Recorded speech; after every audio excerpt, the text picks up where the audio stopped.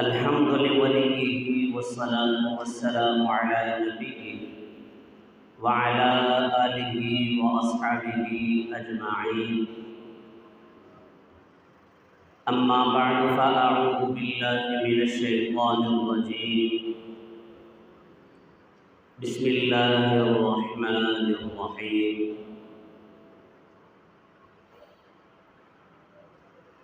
قل إن صلاتي ونسكي ومحياي ومماتي لله رب العالمين لا شريك له وبذلك أمرت وأنا أول المسلمين. وقال تعالى: لن ينال الله لحومها ولا دماؤها ولكن يناله التقوى منكم.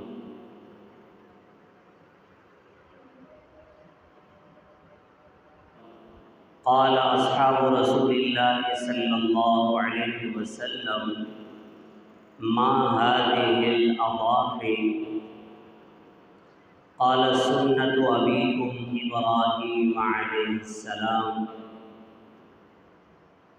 قالوا: فما لنا فيها يا رسول الله؟ قال: بكل شعرة حسنة. قالوا: فالصوف يا رسول الله؟ قال: بكل شعرة من الصوف حسنة.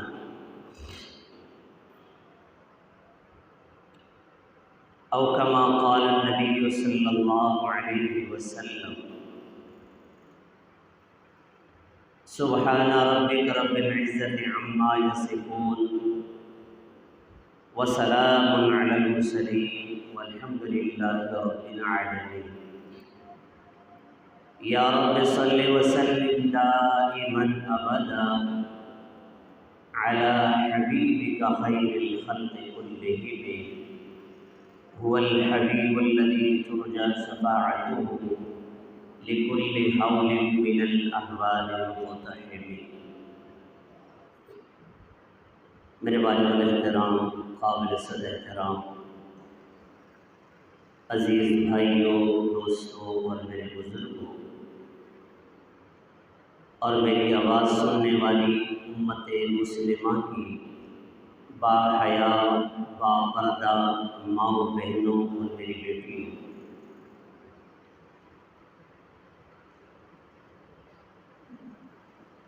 ذی الحجہ کا مہینہ شروع ہے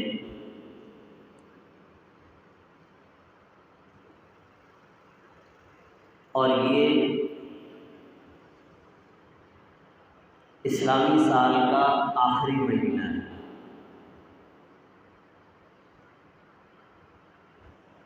ذی الحجہ کا مہینہ بڑی اہمیت کا حامل ہے.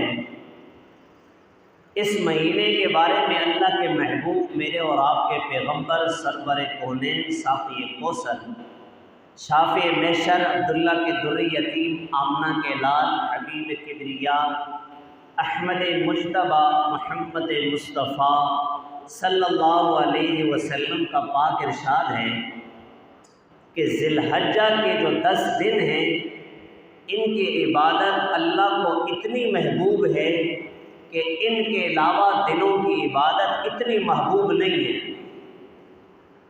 اس لیے اللہ نے قرآن کریم کے اندر سورہ فجر میں عشر ذی الحج کی قسم کھائی ہے. والفجر وليال عشر والشفع والوتر. اللہ جل شانہ قسم کھا کر فرماتے ہیں قسم ہے فجر کی، ولیال عشر اور قسم ہے 10 راتوں کی، والشفع والوتر اور قسم ہے طاق کی اور جفت کی. اللہ جل شانہ جو قسم کھا رہے ہیں وہ بعد میں پختگی کے لیے نہیں کھا رہے ہیں. جیسے ہم قسم کھاتے ہیں کہ بھائی میں قسم کھا کر کہتا ہوں کہ یہ بات صحیح ہے، سچ ہے، حق ہے. ہم قسم کھاتے ہیں اپنی بات کو پختہ کرنے کے لیے. ہم قسم کھاتے ہیں اپنی بات کے اندر تاکید لانے کے لیے، لیکن اللہ کو اپنی بات کو پختہ کرنے کے لیے قسم لانے کی ضرورت نہیں ہے۔ اللہ جو قسمیں کھا رہے ہیں تو قسموں سے جو مقصود ہے یہ جو مقدس راتیں ہیں، ان راتوں کی عزت اور حرمت بتلانا چاہتے ہیں کہ یہ دن اور یہ راتیں اللہ کے ہاں بڑے مقبول ہیں، ان کی اللہ کے ہاں بڑی عزت ہے۔ اور ذی الحجہ کے پہلے عشرے کے متعلق احادیث کے اندر آتا ہے، اللہ کے محبوب میرے اور آپ کے پیغمبر صلی اللہ علیہ وسلم کا پاک ارشاد ہے کہ عشرے ذی الحج اس میں ہر دن اگر کوئی بندہ روزہ رکھے تو ہر دن کا روزہ 1 سال کے روزے کے برابر ہے۔ اب 10 ذی الحجہ کا چونکہ روزہ ہوتا نہیں ہے، عید والے دن اللہ کی مہمانی ہے تو 10 کو ہم روزہ رکھ نہیں سکتے، اس لیے 9 روزے ہو گئے۔ اگر کوئی بندہ 1 ذی الحجہ سے لے کر 9 ذی الحجہ تک روزے رکھتا ہے تو اس کا ثواب اتنا زیادہ ہے جیسے بندے نے 9 سال روزے رکھے۔ اور پھر 9 ذی الحجہ جسے عرفہ کا دن کہتے ہیں، تو 9 ذی الحجہ کے روزے کے متعلق اللہ کے محبوب میرے اور آپ کے آقا صلی اللہ علیہ وسلم کا پاک ارشاد ہے کہ میں اللہ کی ذات سے امید رکھتا ہوں، احتسب علی اللہ، میں اللہ کی ذات سے امید رکھتا ہوں کہ 9 ذی الحجہ کا روزہ جو رکھے اللہ جل شانہ اس کے 1 سال کے پچھلے اور 1 سال ماں بعد کے جو گناہ ہیں ان کے لیے اس روزے کو کفارہ بنا لے۔ یعنی کہ 9 ذی الحجہ کا روزہ اتنا قیمتی کہ اگر کوئی شخص 9 ذی الحجہ کا روزہ رکھتا ہے تو اس کا اتنا اجر اتنا ثواب ہے کہ اللہ کے محبوب کیا فرما رہے ہیں کہ 1 سال پہلے کے گناہ معاف اور 1 سال کے بعد کے گناہ معاف، کہ ایک روزہ اتنا قیمتی۔ اور ذی الحجہ کی 10 راتیں، 10 راتوں کے متعلق اللہ کے محبوب کا فرمان ہے کہ ذی الحجہ کی ہر رات لیلۃ القدر کی طرح ہے ثواب کے اعتبار سے۔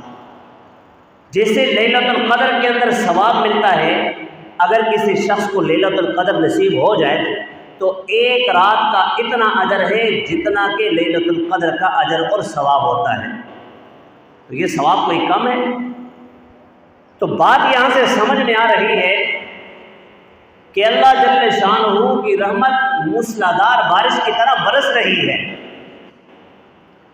اور پھر رحمت حق بہانہ می جویت، اللہ جل شانہ کی رحمت بہانے ڈھونڈتی ہے اور اللہ کسی کو عذاب دینا نہیں چاہتے، اس لیے ہمارے لیے اتنے اچھے اور مقدس دن رکھے کہ ہم ان کی عبادات میں لگیں اور اتنا بڑا اجر و ثواب حاصل کریں۔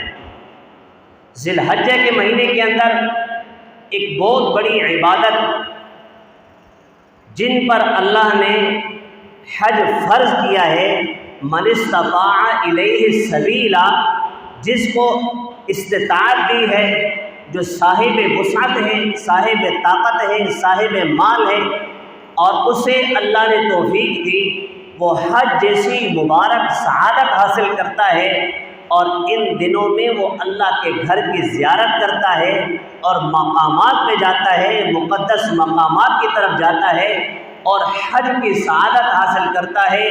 اور جو شخص حج کرتا ہے، حدیث مبارکہ میں آتا ہے کہ حج کرنے کے بعد بندہ گناہوں سے ایسا پاک اور صاف ہو جاتا ہے جیسا کہ کوئی بچہ ماں کے پیٹ سے آتا ہے تو گناہوں سے پاک ہوتا ہے، اس کا گناہ کوئی نہیں ہوتا۔ حاجی اسی طرح ہوتا ہے جب حج کر کے آتا ہے کہ اللہ جل شانہ اس کے سارے گناہوں کو معاف فرما دیتے۔ اور دوسری بڑی عبادت وہ قربانی ہے، بہت بڑی عبادت۔ اب جو حج پہ نہیں جا سکتے اور قربانی کر سکتے ہیں، ان کے لیے قربانی کے دنوں میں اس عمل سے بڑھ کر کوئی عمل نہیں۔ میں نے آپ کے سامنے قرآن کریم کی آیت مبارکہ تلاوت کی، قل ان صلاتی و نسکی و محیای و مماتی للہ رب العالمین، بے شک میری نماز، بے شک میری قربانی، میرا جینا، میرا مرنا سب اللہ رب العالمین کے لیے ہے، لا شریک لہ، اس کا شریک کوئی نہیں ہے۔ اور دوسری جگہ پہ اللہ جل شانہ فرماتے ہیں فَصَلِّ لِرَبِّكَ وَانْحَرْ، میرے محبوب آپ اپنے رب کے لیے نماز پڑھیے اور نحر کیجیے، قربانی کیجیے۔ قربانی کے دنوں میں سب سے بڑھ کر جو عمل ہے وہ قربانی کا عمل ہے، اور یہ ان محبت بری جو گھڑیاں ہیں ان کی یاد ہے کہ جب اللہ نے ابراہیم علیہ السلام کو اپنے بیٹے کو قربان کرنے کا حکم دیا تو ابراہیم علیہ السلام اپنے بیٹے کو لے کر گئے قربان کرنے کے لیے کہ بھئی اللہ کا حکم ہے۔ انہوں نے چھری اپنے بیٹے کی گردن پہ رکھی، اللہ کو اتنا پسند آیا یہ عمل چھری کا رکھنا، اللہ نے جنت سے دمبا بھیجا اور وہ چھری چلی، دمبا ذبح ہوا، اور اللہ کو یہ عمل اتنا پسند آیا، اللہ کے ہاں اتنا محبوب ترین عمل ٹھہرا کہ فرمایا کہ اب قیامت تک یہ عمل جاری رہے گا۔ ابراہیم علیہ السلام نے جو محبت سے اللہ کے حکم کو پورا کرنے کے لیے اپنے بیٹے کو قربان کرنے کے لیے پیش کیا تھا، اللہ نے اتنا مقبول بنا دیا کہ یہ عمل اب قیامت تک جاری اور ساری رہے گا۔ اور یہ اللہ کے نزدیک اتنا مبارک عمل ہے، اتنا مبارک عمل ہے۔ حضرت زید بن ارقم رضی اللہ تعالی عنہ سے روایت ہے، فرماتے ہیں قال اصحاب رسول اللہ صلی اللہ علیہ وسلم ما هذه الاضاحی، انہوں نے پوچھا یا رسول اللہ یہ قربانی کا عمل کیا ہے؟ اللہ کے محبوب نے فرمایا سنت ابیکم ابراہیم علیہ السلام، یہ تمہارے والد ابراہیم علیہ السلام کی سنت ہے۔ پھر صحابہ کرام نے پوچھا قالوا فما لنا فیہا یا رسول اللہ، ہمارے لیے اس میں کیا اجر و ثواب ہے؟ اللہ کے محبوب نے فرمایا بکل شعرۃ حسنہ، کہ ہر ایک بال کے بدلے میں ایک نیکی ہے۔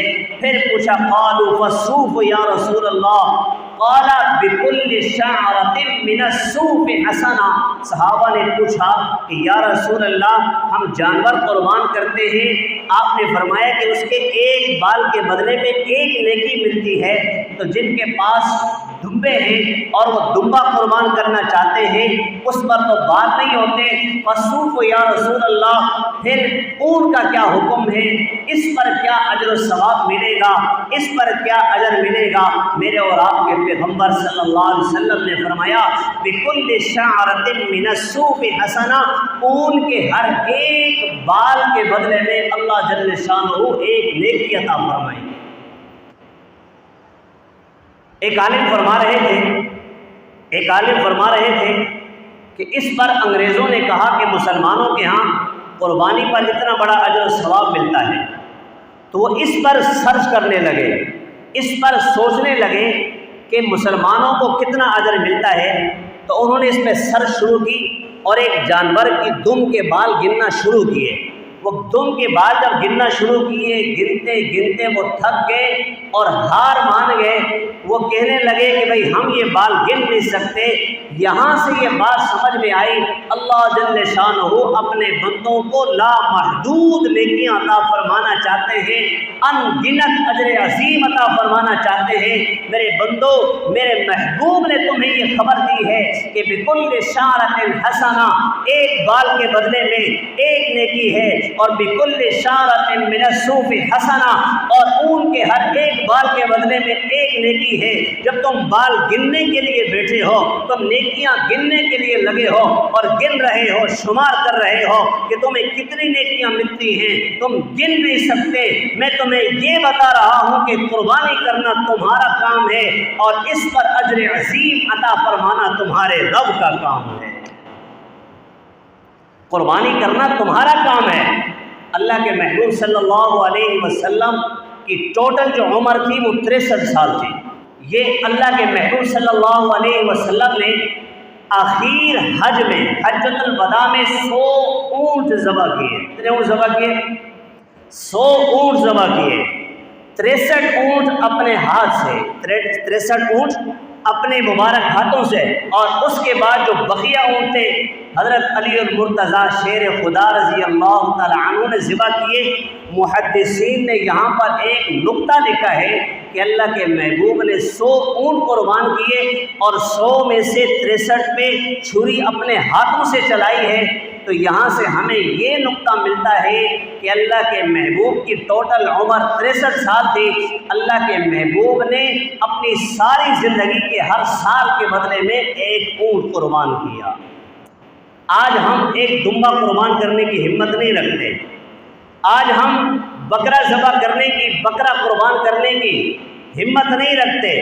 ہم ڈرتے ہیں اور ہم مال جمع کر کر کے رکھتے ہیں. ہم اگر جانور لے کر آئیں گے تو اس پر ہمارا پیسہ خرچ ہوگا. جو دین سے بیزار لوگ ہیں وہ بھی کہتے ہیں کہ بھائی تم پیسے جانور ذبح کرتے ہو، ان پر لگاتے ہو، غریبوں کو پیسے دے دو. کیا کہتے ہیں؟ ان کو پیسے دے دو. جانور کیوں قربان کرتے ہو؟ جانور کی گردن پہ چھری کیوں چلاتے ہو؟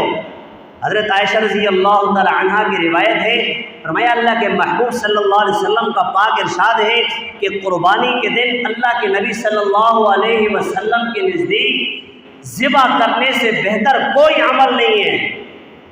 اگر کوئی بندہ صاحب استطاعت ہے اور صاحب استطاعت بندہ جتنا قربانی کا خرچہ بنتا ہے وہ جانور ذبح نہیں کرتا اور وہ اٹھا کے کہیں کسی خیراتی ادارے کو دے دیتا ہے اور ان سے کہتے ہیں بھائی اس کو جہاں دل کرے لگاؤ، خرچ کرو، اس کی قربانی نہیں ہوگی. اللہ کو اس عمل کی کوئی ضرورت نہیں ہے. قربانی کے دن اللہ کے نزدیک پسندیدہ عمل وہ جانور کی گردن پہ چھری پھیرنا ہے.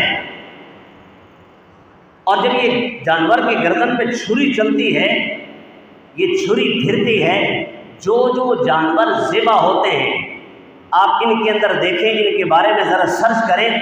جتنے جانور اللہ کے نام پہ قربان ہوتے ہیں یہ قربان اتنے زیادہ ہوتے ہیں کہ ہر گلی کے اندر جو ہے نا جانور بندھا ہوا آپ کو نظر آئے گا.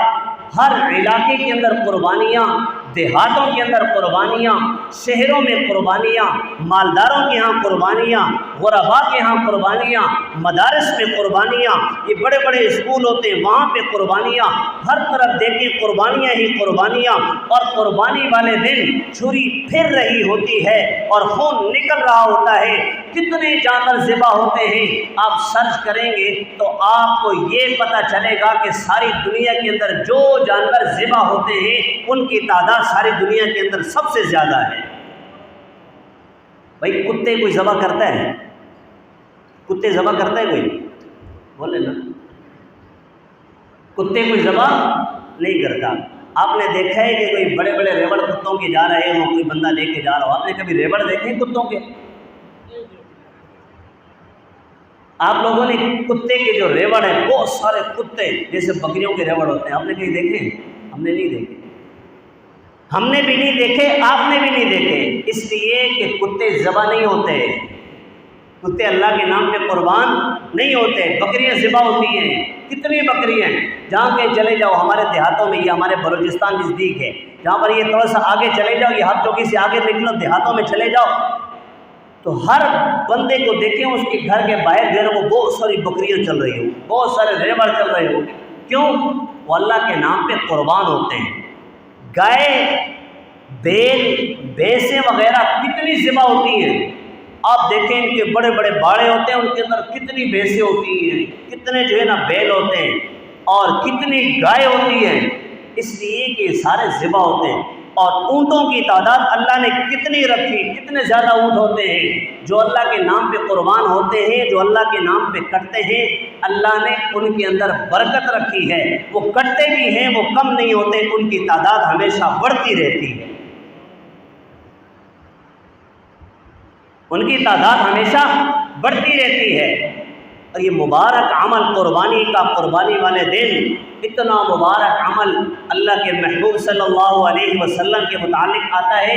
فرمایا کہ حضرت عبداللہ ابن عمر رضی اللہ عنہ سے روایت ہے، اللہ کے محبوب میرے اور آپ کے آقا صلی اللہ علیہ وسلم جو مدینہ منورہ تشریف لائے تو ہر سال قربانی کی ہے۔